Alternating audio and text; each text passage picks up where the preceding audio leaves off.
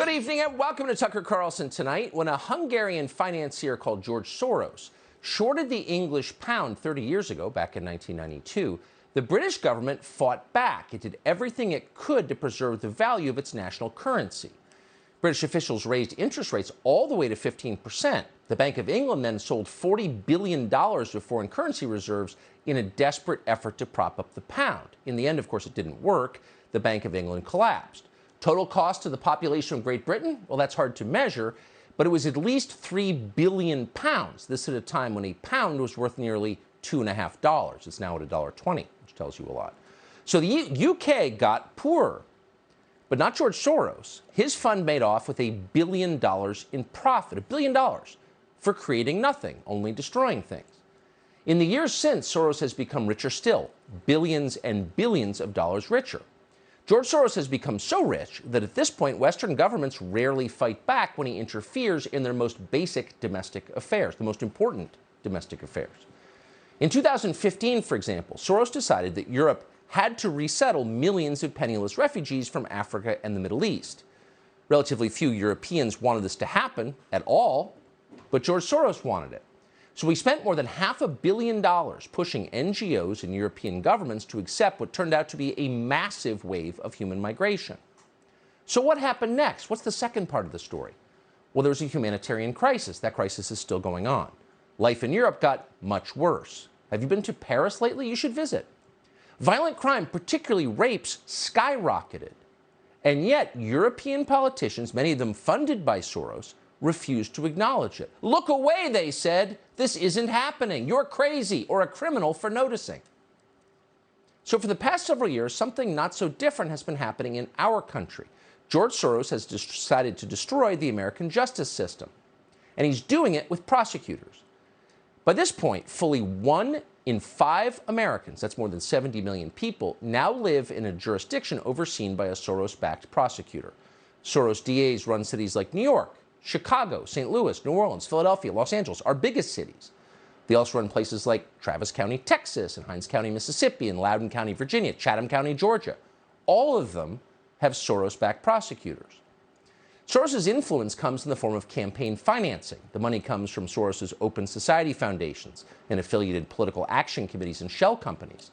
A recent analysis by the Law Enforcement Legal Defense Fund found that in total, more than 75 Soros-backed prosecutors currently hold office in the United States.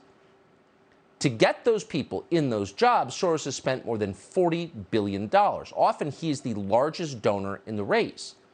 In the race in Philadelphia, for example, 90% of now DA Larry Krasner's financing came from George Soros.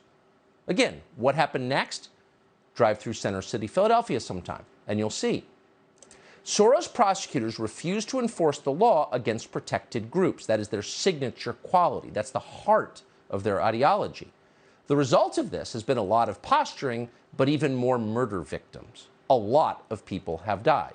Last year, Philadelphia recorded its highest homicide total in history. Overall, nationally, according to the FBI, homicides in the United States jumped 30% in 2020. That is the largest single-year increase in murders in American history. All because one billionaire decided that laws American citizens voted for and support were racist. Does that sound like democracy to you? Of course it's not democracy. Democracy is a system in which the will of the majority is recognized and often acted upon. The people rule. What we just described is oligarchy. At best, it's grotesque and has killed a lot of people. You're probably aware of this on some level, and it's frustrating to hear. But until a few hours ago, no one had really done anything about it.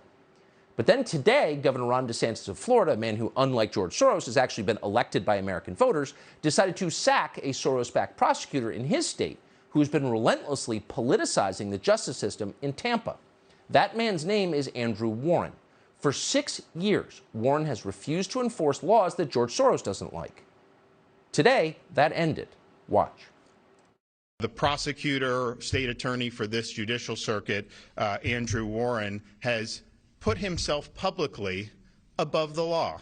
In June of 2021, he signed a letter saying that he would not enforce any prohibitions on sex change operations for minors. And then most recently, after the Dobbs decision was rendered by the U.S. Supreme Court, he signed a letter saying he would not enforce any laws relating to protecting the right to life in the state of Florida. And mind you, we have had prohibition on third trimester abortions for a long time. When you make yourself above the law, you have violated your duty, you have neglected your duty, and you are displaying a lack of competence to be able to perform those duties. And so today we are suspending State Attorney Andrew Warren, effective immediately.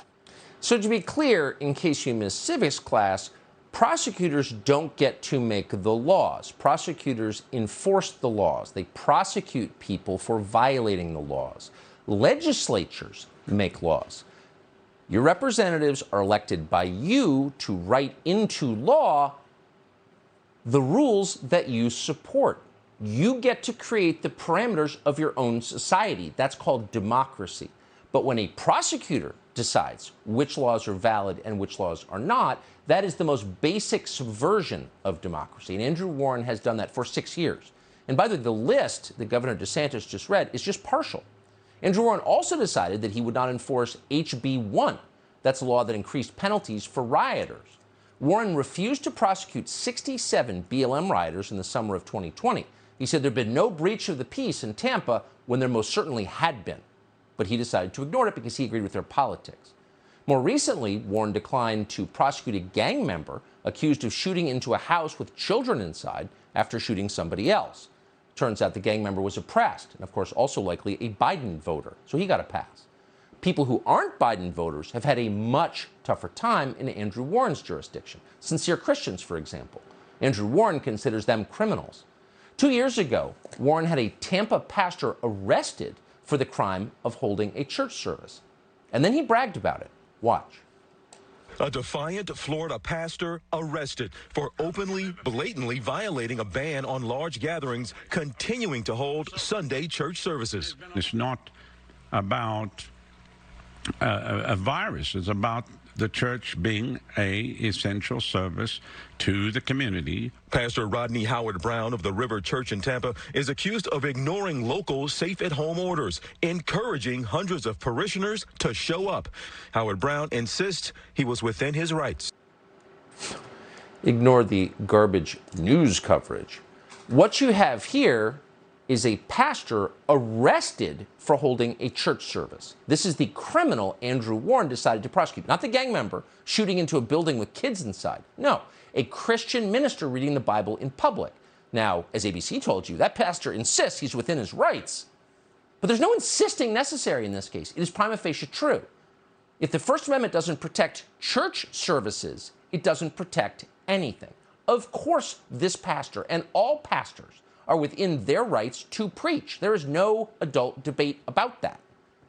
But Andrew Warren didn't care. He doesn't like pastors like that, because pastors like that believe in a power higher than George Soros. So he tried to send that man to jail.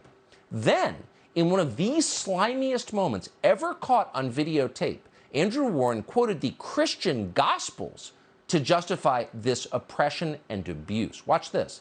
It's disgusting. Putting your parishioners at risk in a time of an emergency like this is not only reckless, but it's illegal. But where people are refusing to obey law enforcement in this regard, you risk being arrested and prosecuted. I'd like to note that I think it's unfortunate that the pastor here is hiding behind the First Amendment. One, it's absolutely clear that emergency orders like this are constitutional and valid. Lastly, I'd remind the good pastor of Mark 12:31. Which says there's no more important commandment than to love thy neighbor as thyself.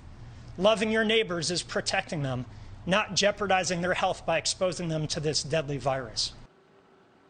It's just disgusting on every level. How dare you, actually? Here you have a law enforcement official telling constituents not to, quote, hide behind the First Amendment by trying to hold church services. That's a right you're born with that cannot be taken away by some Soros-backed prosecutor. Then that same law enforcement official mocks Christians, citing the Bible as a justification for suspending religious freedom. So this is not law enforcement, this is authoritarianism, posing as it. And Warren's not the only one. Dozens of DAs have been trained to do this in law school, and George Soros is funding their campaigns. This is exactly why the nation of Hungary closed a Soros-funded nonprofit in Budapest a few years ago, because it was poison. And now that poison's here in the United States. When Florida's 15-week ban on abortions was reinstated, to name just one example, Andrew Warren announced he would defy the law passed by voters. His reasoning? He would like his daughter to be able to have abortions. Watch this. We all want abortion to be safe and legal. And now in many parts of the country, in many circumstances, it will be neither. And I know we've been focused a lot on how and where those lines are drawn. 26 weeks or 24 weeks or 15 weeks, but we are missing the fundamental question. It's not where we draw the line, it's who gets to draw the line. I worry about my daughters, about the freedom that's being taken away from them, about the future that we're leaving them. So I'm horrified, I'm upset, I'm disappointed, I'm scared, I'm worried. Not enough abortions. His daughters, he's crying about it. Who gets to draw the line? Well, actually, we have an answer to that because it's in the Constitution. Voters get to draw the line. Legislatures elected by voters get to draw the line. Prosecutors do not get to draw the line. If they don't like the line, they can resign and go do something else. Go sell aluminum siding or insurance door to door. But they're not allowed to make the laws. But Andrew Warren is not ashamed about any of this. What he is ashamed about is where the money came from that got him elected, the support that he has received from George Soros. We think so, Warren told a reporter when he was asked if his campaign had received cash from George Soros. Quote, we understand that he gave money to the state Democratic Party, and the state party money went to support different candidates, and I have very little insight into the amount of money he gave, who it went to, etc. Oh. But of course that wasn't true, because Warren knew when he said that he had been endorsed by one of Soros's many PACs. It was a PAC called the Color of Change PAC. Warren also knew that many of the 67 BLM rioters he let escape back in 2020 in Tampa were affiliated with this same PAC. Do you see how this works? Kind of a snake eating its tail. Soros sends money to Andrew Warren, then Andrew Warren refuses to prosecute thugs who are also supported by George Soros. That happened in Tampa, but it's happening all over the country. Ron DeSantis is the man who put an end to it today in the state of Florida. We'll be speaking to him in just a moment. Subscribe to the Fox News YouTube channel to catch our nightly opens, stories that are changing the world and changing your life. From Tucker Carlson Tonight.